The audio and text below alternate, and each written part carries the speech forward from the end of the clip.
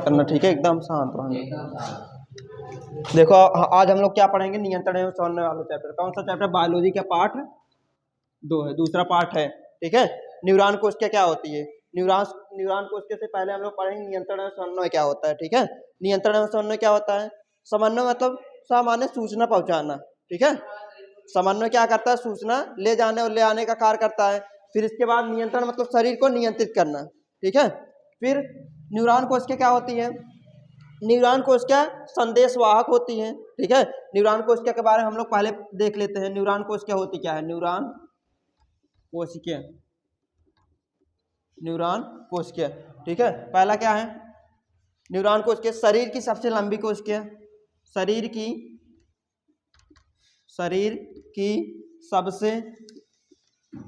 सबसे लंबी कोशिका,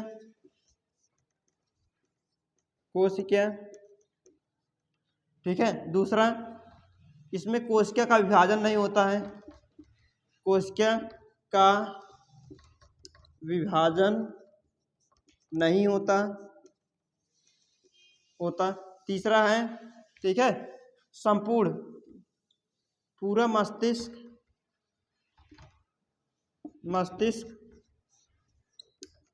इसी कोशिका से बना है,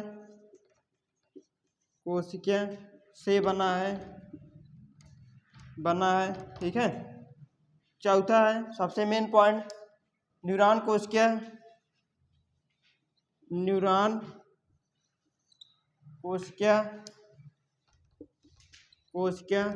का मुख्य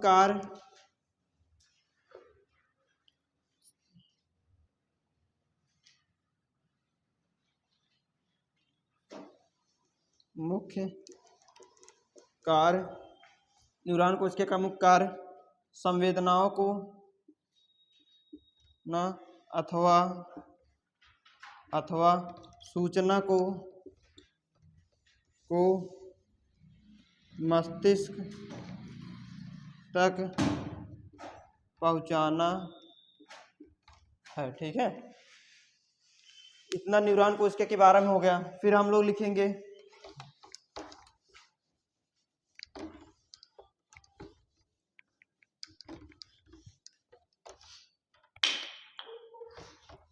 फिर तंत्र क्या है? न्यूरॉन कोशिका का नामांकित चित्र, न्यूरॉन कोशिका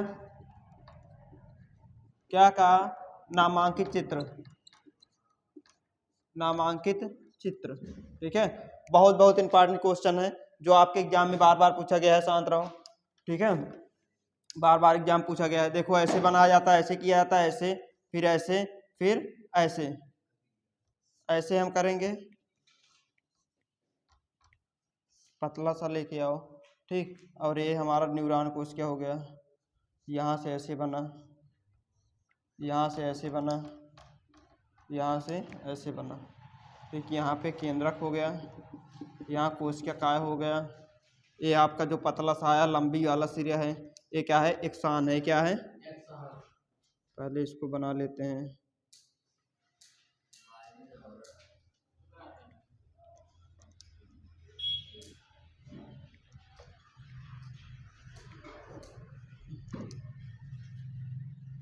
देखो ये क्या है? ध्रुमिकिया।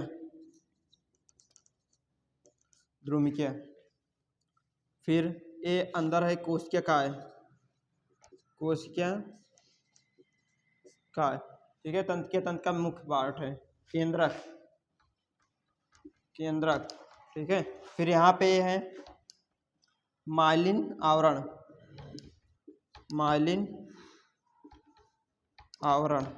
फिर यहाँ पे है एक्सान, ठीक है। यही जो लंबा सा सिरा है इसी कहते हैं एक्सान। फिर ये तंत्र का अंतिम सिरा है,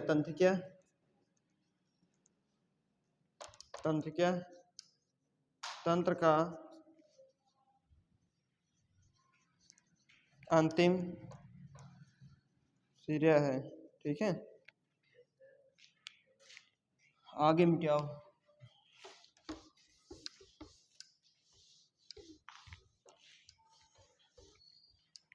ध्रुमिकिया का मुख्य कार्य क्या होता है?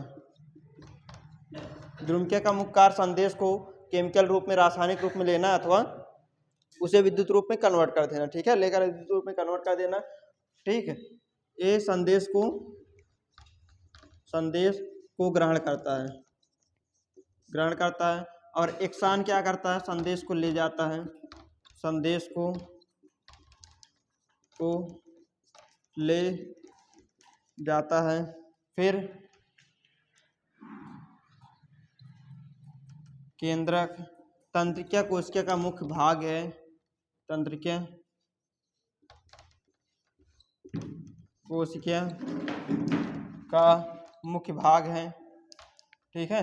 दूसरा, अब तंत्रिका तंत्र का अंतिम सिरा है, ठीक है। फिर इसके बाद आप लोग मस्तिष्क पढ़ोगे। मस्तिष्क है, मस्तिष्क के कितने पार्ट होते हैं, 3। कौन कौन सा, अग्र मस्तिष्क होता है, हाँ अग्र मस्तिष्क, फिर इसके बाद मध्य मस्तिष्क, तीसरा पश्च मस्तिष्क, ठीक है। अग्र मस्तिष्क के कितने पार्ट होते हैं, 3 पार्ट होते हैं। पहला क्या होता है,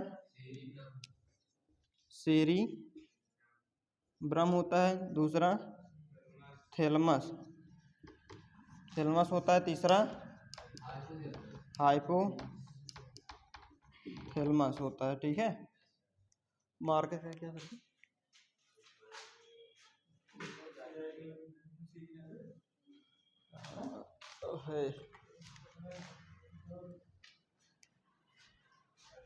बाबा,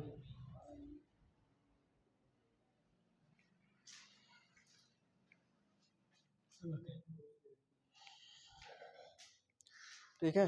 सेरिब्रम क्या होता है, मस्तिष्क का सबसे बड़ा पार्ट होता है, 66% हिस्सा इसी का होता है, ठीक है। सेरिब्रम का मुख्य कार्य क्या है, याददाश्त और अथवा जिज्ञासा को मेंटेन करना, ठीक है, इच्छा याददाश्त को नियंत्रित करना, ठीक है।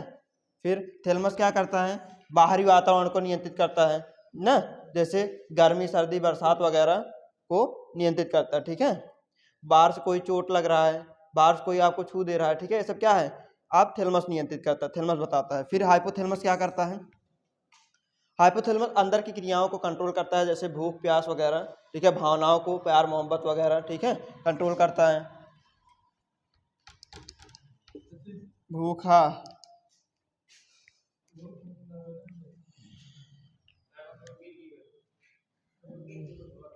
फिर इसके बाद है भूख प्यास, ठीक है, सभी भावनाओं को हाइपोथैलेमस नियंत्रित करता है, ठीक है, हाइपोथैलेमस।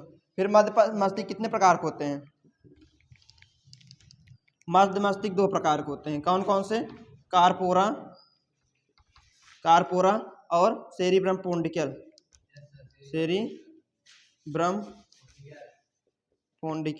ठीक है।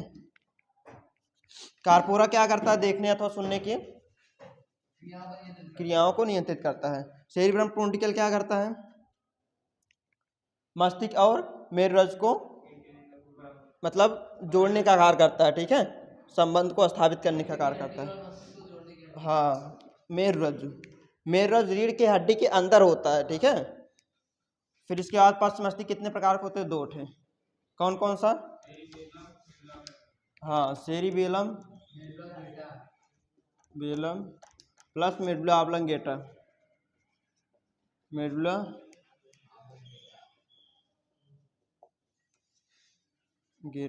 ठीक है। सेरिबेलम क्या करता है, शरीर में बैलेंस बनाने की क्रिया को नियंत्रित करता है, जैसे स्टार्टिंग में आप लोग साइकिल चलाना नहीं जानते, धीरे धीरे अभ्यास करते करते आप सीख गए, 2 पहिए पे साइकिल चलाना सीख गए, ठीक है। इस सब कौन नियंत्रित करता है, सेरिबेलम कब एक्टिव होता है, प्रैक्टिस के द्वारा ही एक्टिव होगा, ठीक है ना। और इसके बाद मेडुला ऑब्लंगेटा क्या करता है, शरीर में होने वाली धीमी क्रियाओं जैसे अनुवर्ती क्रियाओं को कंट्रोल करती है, जैसे पाचन, श्वसन, ठीक, श्वसन और परिसंचरण, ठीक है, इन सब क्रियाओं को क्या कौन नियंत्रित करता है, मेडुला ऑब्लंगेटा नियंत्रित करता है, ठीक।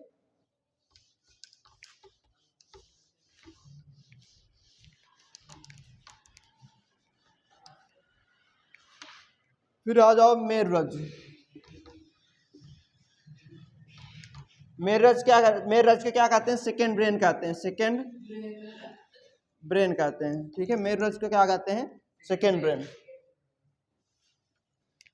अब ये क्या करता है? शरीर में होने वाली प्रतिवर्ती क्रियाओं को नियंत्रित करता है। कौन? मेरुरज्जु। ठीक है, अब देखो प्रतिवर्ती क्रियाएं किसे कहते हैं? अचानक होने वाली क्रियाएं क्या होती हैं? प्रतिवर्ती, जो कि आपके एग्जाम में बहुत बहुत बार बार क्वेश्चन पूछा। प्रतिवर्ती क्रियाएं किसे कहते हैं? प्रतिवर्ती क्रियाएं किसे कहते हैं? कहते हैं ऐसी अनैच्छिक क्रियाएं जो तुरंत होती हैं। ठीक है, ठीक, और इन क्रियाओं को नियंत्रित कौन करता है? मेरुरज्जु। ठीक है, हाँ, अगर जैसे मतलब आँख पे उंगली पड़ने के बाद वो ऑटोमेटिक अचानक से हट जाना। ठीक है, ठीक है, हाथ का अगर कोई अचानक किसी ताव पड़ेगा क्या होता है? तुरंत ही हट जाता है ना। कौन कंट्रोल करता है? मेरुरज्जु। अगर यह ब्रेन कंट्रोल करता है, हटावट हटावट हाथ जल जाता। ठीक है, ये बहुत तेजी से कार्य करता है। कौन? मेरुरज्जु। ठीक, इतना ध्यान देना। प्रतिवर्ती क्रिया का उदाहरण लिख देना बढ़िया से, और प्रतिवर्ती क्रिया कहते किसे हैं। ठीक है, बस 3-4 पॉइंट बढ़िया से लिख दो। फिर अंतःस्रावी ग्रंथि, मेन, ये भी बार बार क्वेश्चन पूछा है। ये देखो इसमें से वेरी वेरी इंपॉर्टेंट है, IMP क्वेश्चन है, न्यूरॉन कोश क्या है। ठीक है, का सचित्र वर्णन आ जाएगा, आपको बढ़िया से लिखना रहेगा। फिर इसके बाद आपका अंतःस्रावी ग्रंथि, वेरी इंपॉर्टेंट है, और आपका सेकंड है प्रतिवर्ती क्रिया, वेरी इंपॉर्टेंट, जबकि ठीक। फिर इसके बाद ब्रेन का नामांकित चित्र कैसे बनेगा? देखो आराम से, एकदम आसान भाषा में, बहुत ज़्यादा परेशान नहीं होना है। अंडाकार बनाए ना, फिर ऐसे ऐसे घुमा दो। ठीक, अब यहाँ पे क्या करेंगे?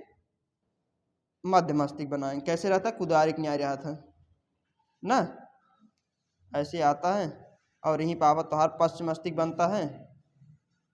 ठीक, एकदम आसानी से, कोई दिक्कत नहीं है। ऐसे ऐसे जड़ी न्याय हो जाता है। फिर इसके बाद ये वाला ऐसे ऐसे आता है, ऐसे, फिर होता है। ठीक, अब यहाँ पे एक ग्रंथि होती है, हाँ याद तो है। यहाँ पे एक और ग्रंथि होता है, पीनियल ग्रंथि होती है, पीनियल होती है। फिर इसके बाद एक पीयूष होता है, और इस ब्रेन को क्या कहते हैं? मध्य मस्तिष्क कहते हैं। ठीक, मध्य मस्तिष्क कहते हैं, और इसे पश्चिम मस्तिष्क कहते हैं, मस्तिष्क कहते हैं। और यहाँ पे बढ़िया से ऐसे ऐसे थोड़ा सीढ़ीदार कीरक न्याय ऐसे बना लो। ठीक है, फिर एकदम आसानी से ऐसे ऐसे कर दो। ठीक है, ठीक, और फिर ऐसे कर दो, फिर ऐसे, फिर ऐसे। ठीक, लग रहा है ना अग्र मस्तिष्क ना, ऐसे पूरा ऐसे भर डालो। ठीक, और ऊपर से आप एक खोपड़ी बना दो ना, जो मस्तिष्क की सुरक्षा करता है। ऊपर से क्या करेंगे? खोपड़ी बढ़िया से बना दो। इतना आसान, बढ़िया से, एकदम आसानी से। क्या है? एक खोपड़ी है, ये क्या है? खोपड़ी। ठीक है, और ये क्या है? अग्र मस्तिष्क है, अग्र मस्तिष्क, जिसे कोष्टक लिख दो, सेरिब्रम वाला पार्ट है। कौन सा? सेरिब्रम। इसी में जो कुछ आप लोग याद करते हैं, इसी कोष्टक में एकत्रित होता है। ठीक है, अग्र मस्तिष्क, सेरिब्रम, सेरिब्रम ऐसे लिख दो कुछ भी। ठीक, मिटा देना, इतना भी बना के लिख दोगे। अरे एक चीज नहीं लिखी गया, हाँ पीयूष गंतु लिखे थे, सही है। अब हम लोग आगे आएंगे अंतःस्रावी ग्रंथि। अंतःस्रावी ग्रंथि, अंतःस्रावी ग्रंथि क्या होता है? अंतःस्रावी ग्रंथि किसे कहते हैं? अंतःस्रावी ग्रंथि किसे कहते हैं? हाँ बहुत सही, पढ़ाई कर रहे हो। अंतःस्रावी ग्रंथि इसका मतलब यही नहीं कि जो ग्रंथियाँ अंदर की ओर होती हैं उसे अंतःस्रावी ग्रंथि, ऐसा नहीं। अंदर की ओर तो वो भी होता है, यकृत भी होता है ना, जठर ग्रंथ भी अंदर की ओर होता है, लेकिन ये सब क्या है, बाह्यस्रावी ग्रंथियाँ हैं, ठीक है, ना कि अंतःस्रावी। अंतःस्रावी ग्रंथ का मतलब ये होता है ऐसी ग्रंथियाँ, ठीक है, जिनसे हार्मोन्स रिलीज होते हैं और उनके लिए कोई अलग नस की जरूरत नहीं पड़ती है, ठीक है, उन्हें कहते हैं अंतःस्रावी ग्रंथि, ठीक। इनका कनेक्शन डायरेक्ट खून की नसों से होता है, अंतःस्रावी ग्रंथि, ठीक। अब इसको समझने के लिए देखो, इन ग्रंथियों से क्या निकलता है, हार्मोन्स निकलते हैं। अब इसको समझने के लिए हम लोग एक काम करते हैं, एक मनई वाला चित्र बना लेते हैं, ठीक है, इससे पता चल जाएगा हाँ कौन कहाँ है।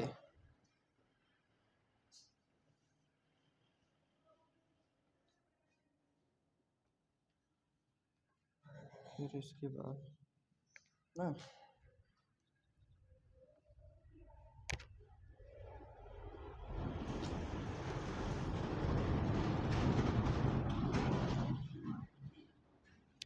देखो, अब यहाँ पे माथे पे कौन सा ग्रंथ होता है, पीनियल ग्रंथ है, माथे पे पीनियल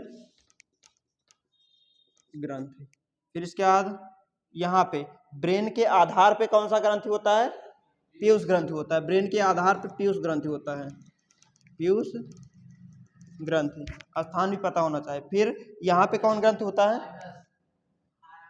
थायराइड होता है, थायराइड ग्रंथ, हाँ, सीने पे छाती पे थाइमस ग्रंथ होता है, थाइमस ग्रंथ होता है, ठीक है। और आपका यहाँ पे किडनी के जस्ट ऊपर कौन सा ग्रंथ होता है, अधिवृक्क ग्रंथ होता है, अधिवृक्क ग्रंथ होता है। फिर यहाँ पे कौन सा ग्रंथ होता है, जनन ग्रंथ होता है, ठीक है, जनन ग्रंथ, ग्रंथ, ठीक। अब यहाँ देखो कि अंतःस्रावी ग्रंथि, केवल 4 अंतःस्रावी ग्रंथियों के बारे में डिटेल्स लिखना होता है। एग्जाम में बार बार क्वेश्चन आता है कि अंतःस्रावी ग्रंथ किसे कहते हैं, किन्हीं 4 अंतःस्रावी ग्रंथियों को विस्तार से लिखो और 6 नंबर देके जाता है, ठीक है। पहला न्यूरॉन कोश के अच्छे से तैयार कर लेना इस चैप्टर में, अगला अंतःस्रावी ग्रंथ, फिर प्रतिवर्ती क्रिया किसे कहते हैं, बाकी ब्रेन तैयार ही रहना चाहिए। ब्रेन से भी क्वेश्चन आता है, ब्रेन का मस्तिष्क का नामांकित चित्र बनाओ और उसका विस्तार से लिखो, ठीक है, चित्र नामांकित चित्र बना देना जैसे बताए हैं। फिर इसके बाद उसके बारे में डिटेल से लिख देना क्या क्या होता है प्रोसेस। अग्र मस्तिष्क, मस्तिष्क के बारे में आप लोग 1-1.5 पेज आराम से लिख सकते हो ना जी। अग्र मस्तिष्क, पश्च मस्तिष्क, मध्य मस्तिष्क। अग्र मस्तिष्क 3 प्रकार के, पश्च मस्तिष्क 2 प्रकार के और मध्य मस्तिष्क भी 2 प्रकार का होता है, ठीक है, बस। अब देखो पिनियल ग्रंथ, पिनियल ग्रंथ से कौन सा हार्मोन्स निकलता है, 2 हार्मोन्स निकलते हैं, कौन कौन से, एक ही सेरोटोनिन हार्मोन्स निकलता है, टोनिन और मेलाटोनिन, टोनिन, ठीक है, सेरोटोनिन हार्मोन्स निकलता है और मेलाटोनिन हार्मोन्स निकलता है। सेरोटोनिन हार्मोन्स क्या करता है, स माने सोना, स माने सोना, सेरोटोनिन आपके नींद को नियंत्रित रखता है, ठीक है, ठीक है। और लेकिन सेरोटोनिन हार्मोन किसमें सबसे ज्यादा होता है, बच्चों में ज्यादा होता है, ठीक है, इसलिए उनको आराम से चाहे जब ऐसे पीठ थपथपाए दे बस सो जाइए आराम से, लेकिन हम में तुम्हें पीठ थपथपाएंगे तो नहीं सोएंगे, ठीक है, हाँ, नींद लागे तब सो। और फिर इसका मेलाटोनिन हार्मोन क्या कहता है, अंधेरे में आपके रंग को थोड़ा हल्का काला कर देता है, ठीक है, या फिर आपके शरीर के अंदर जो कालापन है वो मेलाटोनिन हार्मोन के कारण ही होता है, ठीक है। अब ऐसा भी क्वेश्चन आ सकता है कि मेलाटोनिन हार्मोन कहाँ से रिलीज होता है, पिनियल ग्रंथ से, ठीक है। अब देखो पीयूष ग्रंथ, इसे मास्टर ग्रंथ भी कहा जाता है, क्या कहा जाता है, मास्टर ग्रंथ, सभी ग्रंथियों का बाप, अर्थात सभी ग्रंथियों को नियंत्रित करने वाला कौन होता है, पीयूष ग्रंथि होता है, ठीक है, हाँ। पीयूष ग्रंथ से कई सारे हार्मोन्स निकलते हैं, एलटीएस निकलता है, टीएसएच निकलता है और वेसोप्रेसिन हार्मोन्स निकलता है, लैक्टोजेनिक हार्मोन्स निकलता है, ठीक है, आवाज नहीं। फिर इसके बाद देखो थायराइड ग्रंथ के बारे में हम लोग क्या बढ़िया से पढ़ लो, थायराइड ग्रंथ के, थायराइड ग्रंथ के बारे में हम लोग लिखेंगे। थायराइड ग्रंथ से थायरॉक्सिन नामक हार्मोन्स निकलता है, ठीक है, और थायरॉक्सिन नामक हार्मोन्स निकलने के लिए कौन उत्तेजित करता है थायराइड ग्रंथ को, पीयूष ग्रंथ है, पीयूष ग्रंथ से निकलने वाला एक हार्मोन्स निकलता है, टीएसएच हार्मोन्स जिसे कहते हैं थायरॉक्सिन स्टिमुलेटेड हार्मोन्स, ठीक है। अब देखो थायराइड ग्रंथि से थायरॉक्सिन नामक हार्मोन निकलता है जो आपके शरीर में आयोडीन की मात्रा को नियंत्रित रखता है, ठीक है, और बीपी को नियंत्रित रखता है, ब्लड प्रेशर को नियंत्रित रखता है, ठीक है, इतना जानना। बीपी प्लस आयोडीन को नियंत्रित रखता है, ठीक है। आयोडीन की कमी से शरीर में कौन सा रोग होता है? घेंगा रोग। घेंगा रोग कहाँ होता है? गले में होता है, ठीक है, क्योंकि गले में ही आपका थायराइड ग्रंथ होता है। अब आगे आगे आ जाओ। आगे हम लोग पढ़ेंगे थाइमस ग्रंथि, ठीक है। आगे हम लोग क्या पढ़ेंगे? थाइमस ग्रंथि। थाइमस ग्रंथि। थाइमस ग्रंथि से निकलने वाला हार्मोन किसको नियंत्रित करता है? लिम्फोसाइट, लिम्फोसाइट और प्रोटीन की मात्रा को नियंत्रित करता है, प्रोटीन की मात्रा। और ये भी किसमें ज़्यादा होता है? ज़्यादा किसमें होता है? बच्चों में। लगभग बचपन से लेके 15 साल के वर्षों के बच्चों में ज़्यादा होता है, ठीक है। लिम्फोसाइट का मतलब जल्दी उन्हें बुखार ना हो, कितना दिन भर घूमत रहें, दिन भर कूदत रहें, लेकिन उनको क्या होगा? बुखार ना हो, जल्दी ना होगा, ठीक है। उनमें रोग से लड़ने की क्षमता ज़्यादा होती है, ठीक है। और प्रोटीन की मात्रा, बच्चों का विकास बहुत तेज़ी से होता है, ठीक है, अगर अच्छी मात्रा में उनको भोजन पानी दिया जाए तो, ठीक है। बचपन में ही जितना तेज बचपन में विकास होता है, लगभग 1 से 15 साल तक विकास होता है, उतना 15 से आगे की उम्र उतना विकास नहीं हो पाता है, भले मोटाई जाए, ठीक है।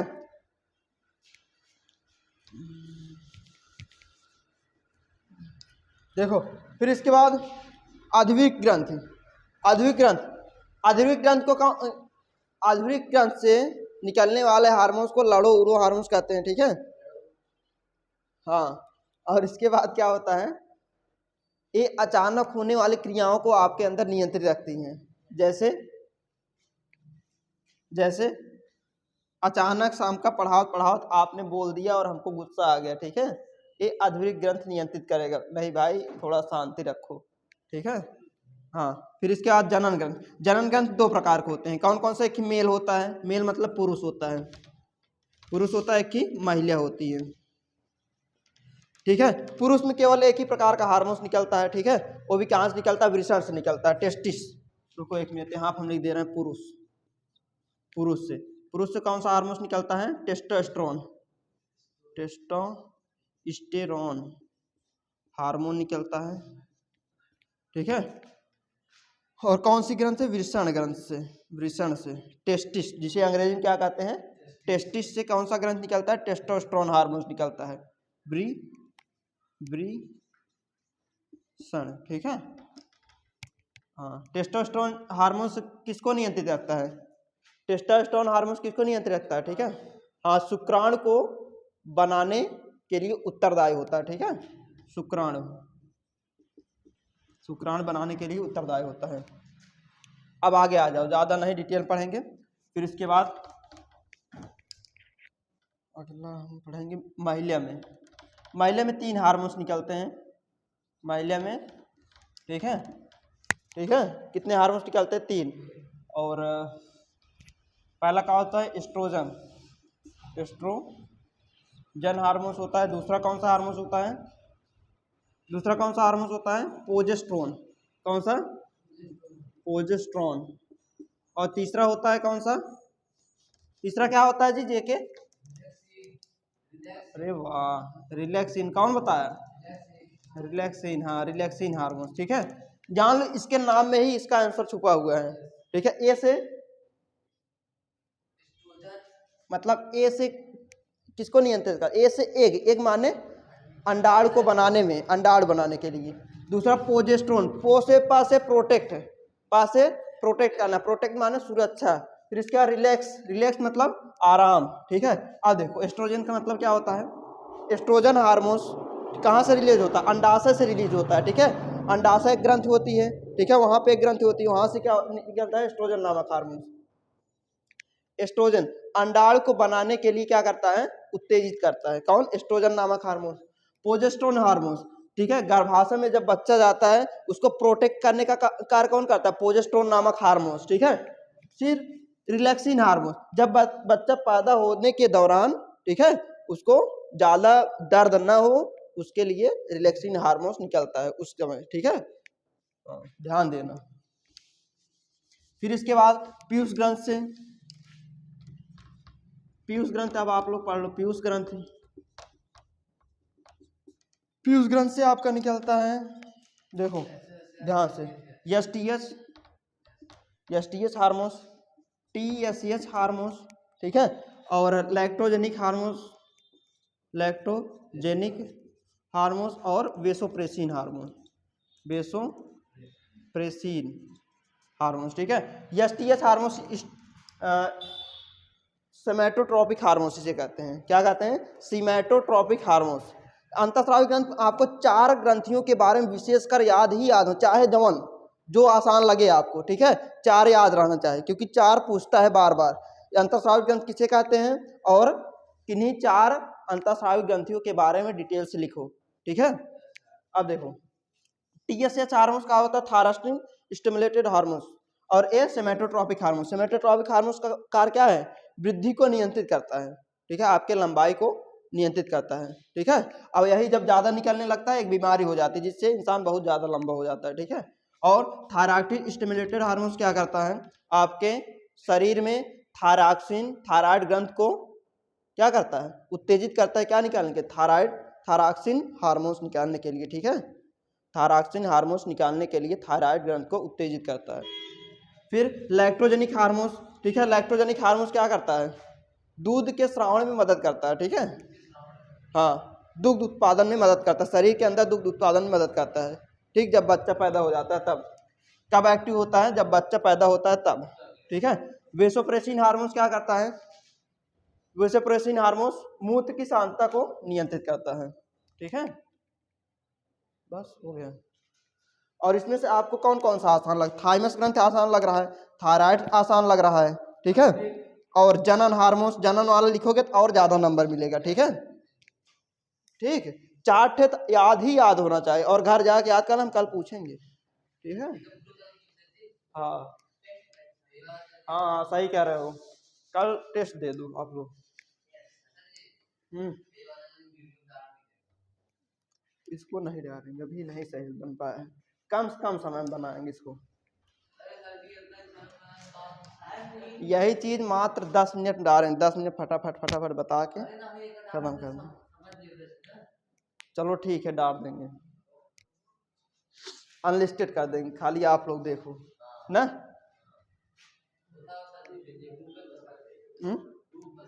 हाँ,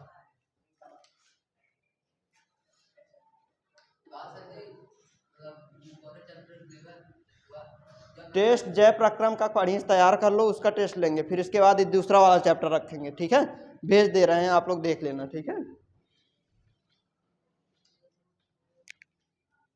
पढ़ाई सारी पढ़ाई, हाँ, सोच रहे पढ़ाओ, हम कल इनमें से 5:30 बजे तक पढ़ाओ। हम बंद कर दिया अपन कोचिंग, अब खोलब मार्च में डायरेक्ट, हम कहे मजा कर